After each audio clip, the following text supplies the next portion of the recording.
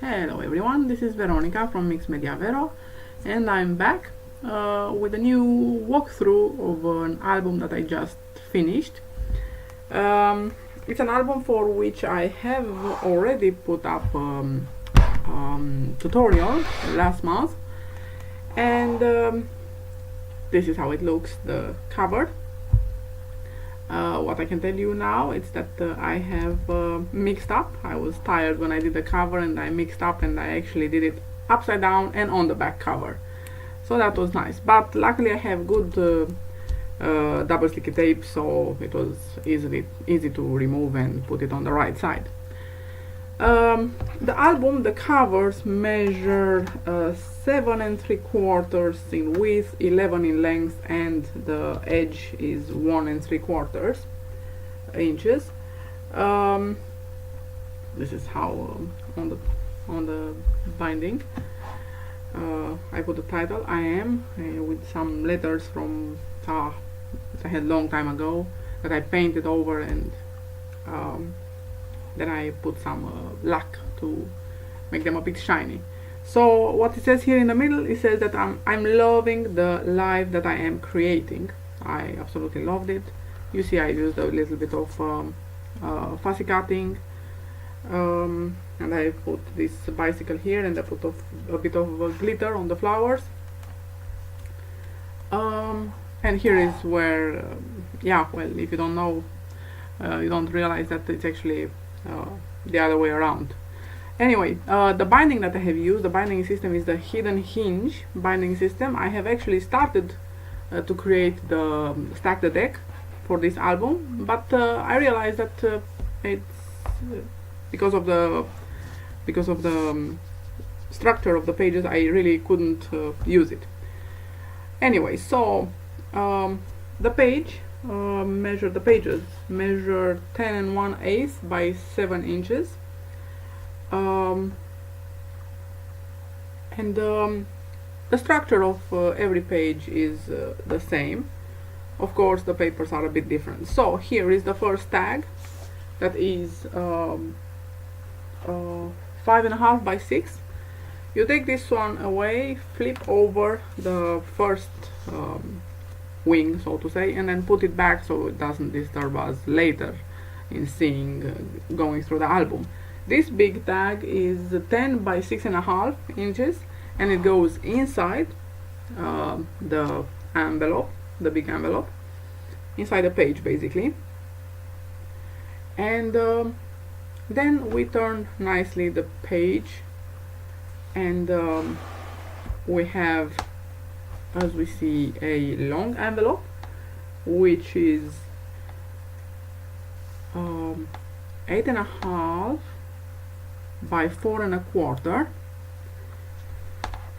in which I have of course put some tag, which can be used for photos and journaling, just journaling or just photos, and yeah, it's pretty nice. Then we flip the envelope back on the page and open the page again, and here we have much space for photos again. And on this last part of the page we have a classic normal envelope, which I have left open to create 2 openings. So when I stick it down, I didn't stick it down on the upper edge in order to create a place for one more tag. So the tag inside this envelope is, the small one is wait a second, as I'm measuring it right now, 4 1/8 by 5 3/4, and the one in the upper opening, it can be pretty much as you like, as big as you like. If you want it taller, then it will cover more of the pattern paper. If not, of course, it will cover less. On the next page I already started using pattern papers from other collections, because I don't like to repeat myself, and I felt that I was already running out of papers. Actually, yes, as you can see here, it's from Bliss, this paper on the first tag.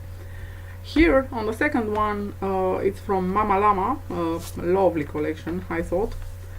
And on the inside, to be honest, I don't remember right now, it's again one of their latest creations, Simple Stories' latest creation. And that would be all. We turn now the page around and we see again our envelope, long envelope, and with its tag that I forgot to round the corners too, but that's not a problem. Again, papers from Mama Llama, lovely ones. Again, here I only managed to round the corners to the tag inside the envelope, and I didn't put a long tag in the upper either, but that's not a problem. And here is the tag inside the envelope, which is with papers from Bliss collection. Next one is, I think, also from Bliss. I'm not 100% sure. It's mixed now already. The papers.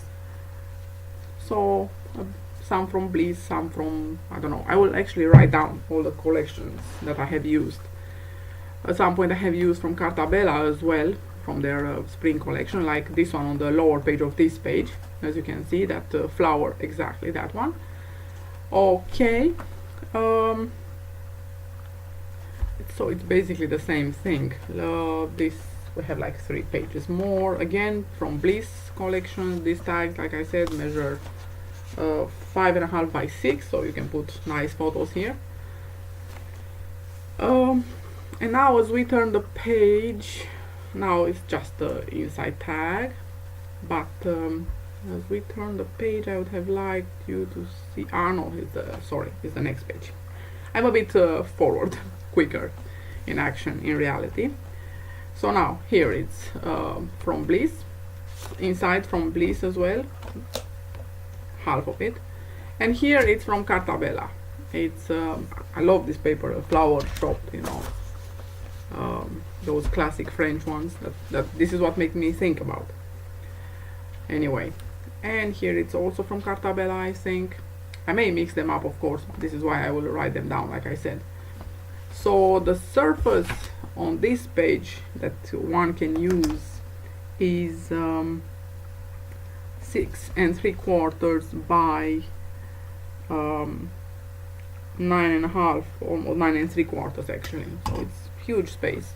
This photo, this album takes in about 100 photos minimum, I would say. I haven't counted yet, but this is what I expect it will. This is how it was meant to be.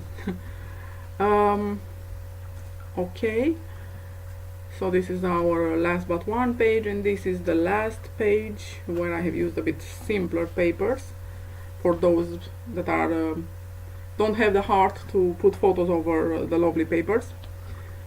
I used simpler patterns. Here you can see a tag that I just put it here for you to see that you can leave it pretty long, but also you can cut it. And here is the inside tag that I have decorated a little bit. I mean to decorate all the other ones in the same way, but I haven't get to that yet. And yes, this is the inside tag from the last page, I think. Well, I have missed to show you like 3 of them, so this is now I'm going back to show them all. So as you can see, I have used papers. This is a very nice one. It's good for journaling. Here you can actually journal maybe the whole album. Yes, so this is how it looks. I really hope you like it. I'm extremely happy with this album, I can tell you, and I'm looking forward to finish in the first place, to decorate it, and then to start putting photos in it, either this or depends what happens first, to sell it. Thank you very much for watching. Don't forget to leave comments in the box below. Thank you. Bye.